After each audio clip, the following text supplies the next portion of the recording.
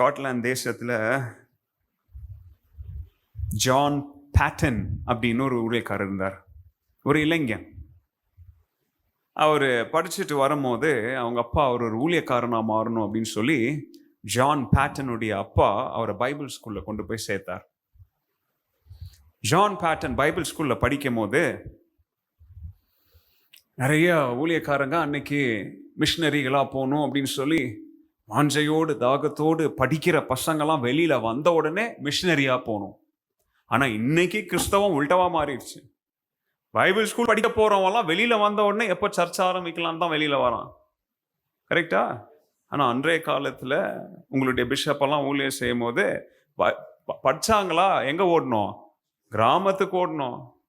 புது மிஷன் பணித்தளத்துக்கு ஓடணும். ஏசு சொன்னால் அடி எங்கே விழுமோ அந்த இடத்துக்கு ஓடணும். எல்லாரும் படித்தவங்களாம். ஏன்னா அன்னைக்கு Hudson Taylor, William Carey, Jim Elliot, Amy Carmichael, இவங்கெல்லாம் நேஷனல் ஹீரோஸ். யாருக்கு? கிறிஸ்தவ இளைஞர்களுக்கு. நான் அவங்கள மாதிரி மாறணும், இங்க இருக்கக்கூடாது, நான் என்ன செய்யணும்? இயேசுவை அறியாத இடத்துக்கு போகணும். அப்போ நியூ ஹெர்பிரிடிஸ் அப்படின்னு தீவுகள் இருந்துச்சு. எங்கன்னா ஆஸ்திரேலியாவுக்கு தாண்டி. இன்னைக்கு அதோடைய பேர் வனுவாட்டா. அன்னைக்கு அதோடைய பேர் என்னது? நியூ ஹெர்பிரிடிஸ். அங்க கவனிங்க, இந்த ஜான் பேட்டன் படிச்சு வந்த காலங்கள்ல அங்க போன எந்த மிஷினரியும் உயிரோட திரும்பி வந்ததில்லை. அங்க போன எந்த மிஷினரியும் உயிரோட திரும்பி வந்ததில்லை. ஏன் தெரியுங்களா? அந்த தீவுல வாழ்ந்தவங்களாம் யாருன்னா கேனிபல்ஸ், மனித மாம்சத்தை திங்கிற ஆதிவாசி ஜனக்கூட்டம். அவர் ஒரு ஆராதனையில் எழும்பி நின்று, ஜான் பேட்டன், நான் நியூ ஹெர்பிரிடிஸ் தீவுக்கு மிஷனரியா போறேன். எல்லாம் சிரிச்சாங்க. டேய், அங்க போன எவனும் உயிரோட என்ன செஞ்சதில்லை, வந்ததில்லை. நீ போறவன் சும்மா போல. இப்போதான் கல்யாணம் ஆயிருக்கு.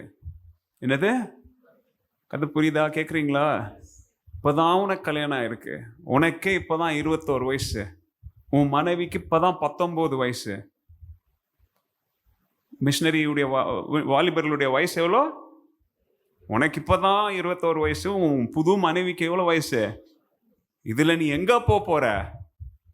போய் வேலையை பாரல அப்படின்னு சொல்லி திட்டினாங்க எல்லாம். ஒரு வயசான ஒருத்தர் வந்தார். ரொம்ப நேசிக்கிறவர் அவங்கள. ஏன்பா, அந்த கதைகளெல்லாம் கேட்கலையா? நீ போன ஒருத்தன் கூட உயிரோட என்ன செய்யல, அவன் எலும்ப கூட அவங்க விட்டு வைக்கல, தின்னுட்டானுங்க. ஜான் பேட்டன் என்ன தெரியுமா கேட்டார் அவரை? ஐயா, நான் உங்களை கேட்குறேன்னு தப்பா நினைக்காதீங்க. நீங்க வயசாயிட்டீங்க. ஒரு நாள் கண்டிப்பா நீங்க என்ன செய்ய போறீங்க? சாக போறீங்க. நானும் சாக போறேன். நம்ம செத்த பிறகு நம்ம சரீரத்தை என்ன செய்வாங்க? கொண்டு போய் பெட்டியில வச்சு கொண்டு போய் பூமியில் 6 அடி தோண்டி என்ன செய்வாங்க? கீழே புதைச்சிருவாங்க. புதைச்ச கொஞ்ச நாள்ல என்ன ஆகும்? நம்முடைய சரீரம் அது மண்ணுக்குள்ள கடந்து புழுத்து மண்ணுக்குள்ள இருக்கிற புழுக்கள் எல்லாம் என்ன செய்யும்? நம்முடைய சரீரத்தை சாப்பிடும்.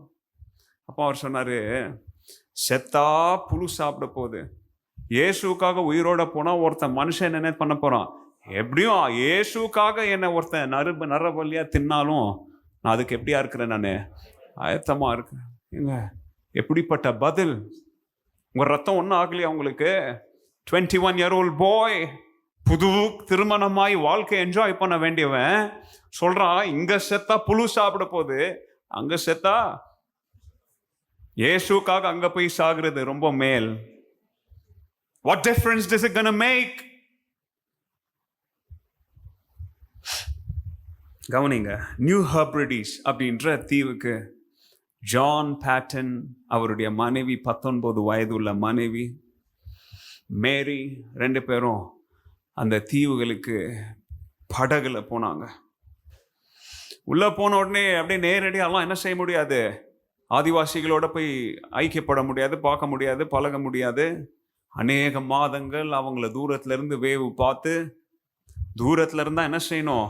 கிட்டெல்லாம் போக முடியாது. தூரத்துல இருந்து அவங்கள ஸ்டடி பண்ணும், எங்க போறாங்க, எங்க வராங்க, அவங்களுடைய ட்ரெயில் எங்க சாப்பிட வராங்க, எல்லாத்தையும் நோட்டீஸ் பண்றாங்க.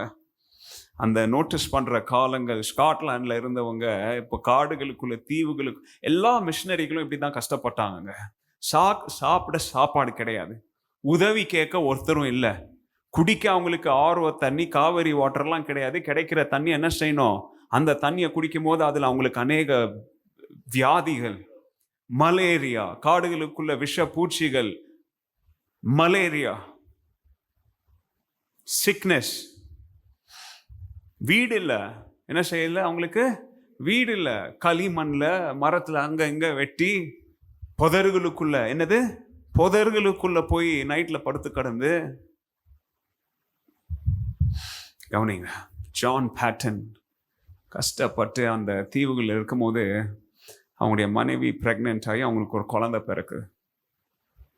பிறக்குது. அந்த குழந்தை சத்தம் நைட்டில் எங்கேயும் செஞ்சிடக்கூடாது. கேட்டால் என்ன செஞ்சிருவானுங்க, வந்து 3 பேரையும் சாப்பிட்ருவானுங்க. அந்த குழந்தை சத்தம் வெளியில் கேட்கக்கூடாதுன்னு பிறந்த குழந்தைய வாய் பொத்தி பொத்தி பயந்து இந்த இடத்த மாற்றி அந்த இடத்த மாற்றி யாருக்காகங்க, இயேசுக்காக. அந்த இனத்தை என்ன செய்வதற்காக? உங்கள் பிள்ளைங்க அழுகுறாங்கன்ட்டு உங்களுக்கு எவ்வளோ கோவம் வருது. யோசித்து பாருங்க, உங்கள் பிள்ளைங்க அழுகுறாங்க, வெளியில் தூக்கிட்டு போகிறீங்க, மாடிக்கு தூக்கிட்டு போகிறீங்க, அந்த இதை கொடுக்குறீங்க, இந்த இதை கொடுக்குறீங்க, அங்கே குழந்தை சத்தம் கேட்டால் உயிர் போயிடும். அப்படிப்பட்ட ஆபத்தான இடங்களில் மிஷினரிகள் போய் அவங்க தியாகம் செஞ்சாங்க. அவங்களாம் என்ன செஞ்சாங்க யோசித்து பாருங்க. பிறந்த குழந்தை சத்தம் அழக்கூடாது, கேட்கக்கூடாது. அப்போ எப்படி அவங்க வளர்த்திருப்பாங்கன்றதை யோசித்து பாருங்க. அந்த பிறந்த குழந்தைய வச்சுக்கிட்டு ஜான் பேட்டன், அவருடைய ஒய்ஃப் மேரி பேட்டன், அந்த குழந்தைக்கு 3 வீக்ஸ், எவ்வளோ வயசு, 3 வாரம், சரியான சாப்பாடு இல்லை. சரித்திரம் என்ன தெரியுமா சொல்லுது, ஒரு நாள் சம் கைண்ட் ஆஃப் டிசீஸ், ஒரு ஜுரம் வந்துச்சு. ஜுரம் வந்ததில் ஒரே நாளில் காலையில் அவருடைய ஒய்ஃப் இறந்துட்டாங்க. அன்னைக்கு சாயந்தரம் குழந்தை இறந்துட்டான். ஒய்ஃப்க்கு எவ்வளோ வயசு, 19 வயசு. குழந்தைக்கு எவ்வளோ வயசு, 3 மாதம் இல்லை 3 வாரம். காலையில் ஒய்ஃப் இறந்துட்டாங்க, நைட்டு குழந்தை இறந்துட்டா.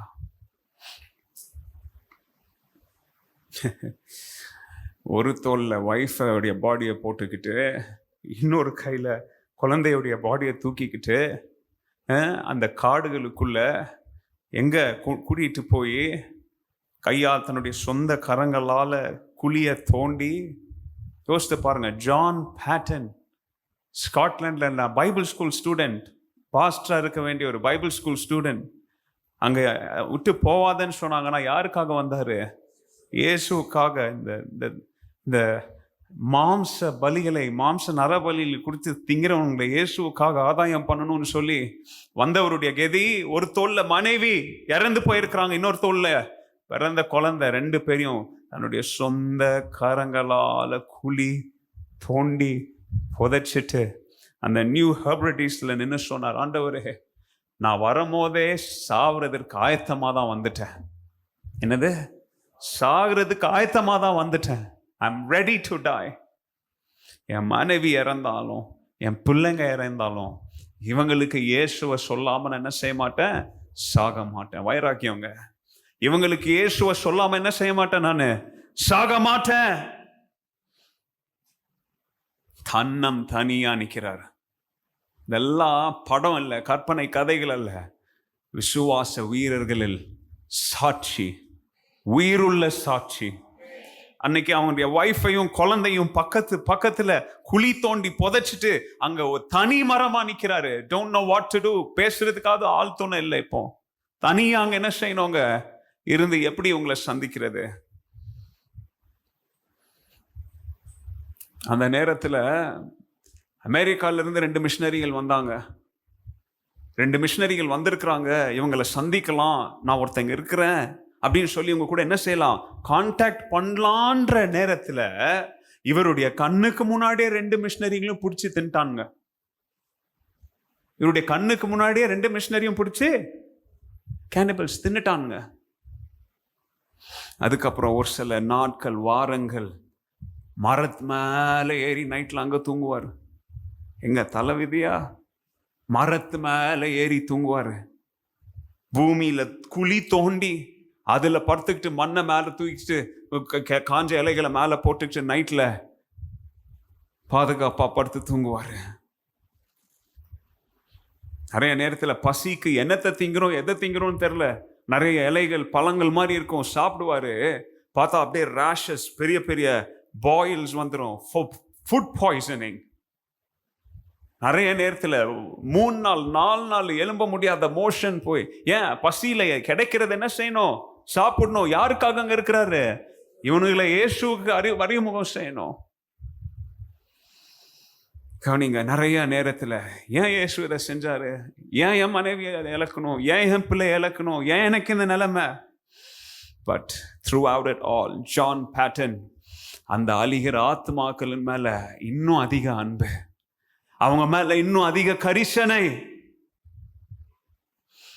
அதுக்கப்புறம் அநேக நாட்களுக்கு அப்புறம் அவங்கள எப்படியோ சந்திச்சு அவங்களோடு ஒரு பழக்கம் உண்டாகி அவங்க பேசுகிற அந்த பாஷையை கற்றுக்கிட்டு எந்த லெவல் வரைக்கும் போனார் தெரியுங்களா? வெறும் சுவிசேஷத்தை மாத்திரம் சொல்லலைங்க, அந்த பாஷையை கற்றுக்கிட்டு அவங்க மொழியில பைபிளை டிரான்ஸ்லேட் பண்ற அளவுக்கு அவருடைய ஊழியம் போய் நின்றுச்சு. ஹல்லேலூயா, ஹல்லேலூயா. விசுவாச வாழ்க்கைனா சும்மா இல்லை, இதுதான் தியாக வாழ்க்கை. போய் இயேசுவை சொல்லிட்டு ஊரை கிளம்பி போலாம் இல்ல இல்ல, அவனுக்கு அவன் பாஷையில என்னத்தை கொடுக்கணும்? இயேசுவின் வார்த்தையை. அதுதாங்க தியாகம். அவன் பாஷையை கத்துக்கிட்டு அந்த பாஷையில இயேசுவின் வார்த்தை என்ன செய்தார்? அவரு டிரான்ஸ்லேட் பண்ணி கொடுத்தாரு அவங்களுக்கு.